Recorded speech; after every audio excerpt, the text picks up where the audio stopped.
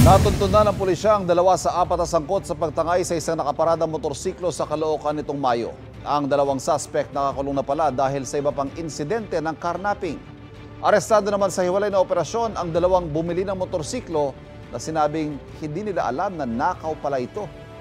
Laging una ka sa balita ni James Agustin, exclusive.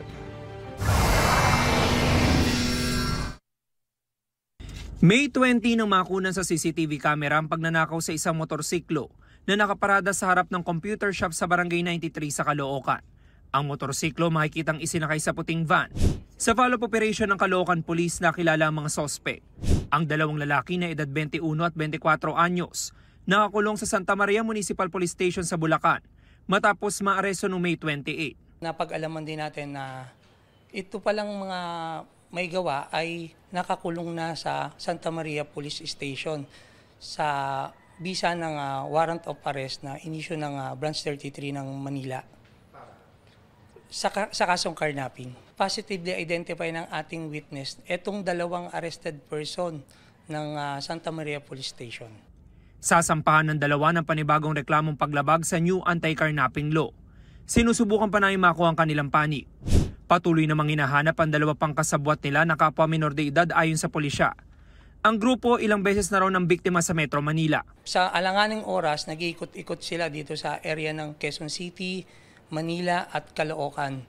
So pag may nakita sila na unattended na motorcycle, agad nila itong tatabihan at isasakay ng 4 na kalalakihan.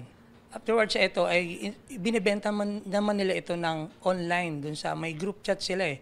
Meron silang itong mga buyer na allegedly mga taga Norte.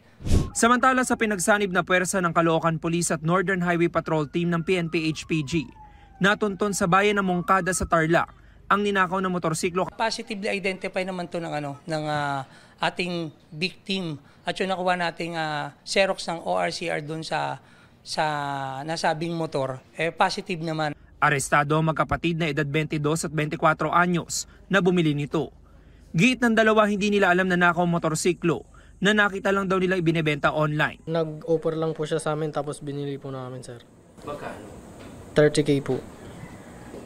Bakit mo binili yung motorsiklo? Siya po, sir, ang bumili. Sir, nabili ko lang po yung motor, sir. Alam mo nakaw? Hindi po. Maharap ang 2 sa reklamong paglabag sa anti-fencing law. Ito ang unang balita. James Agustin para sa GMA Integrated News.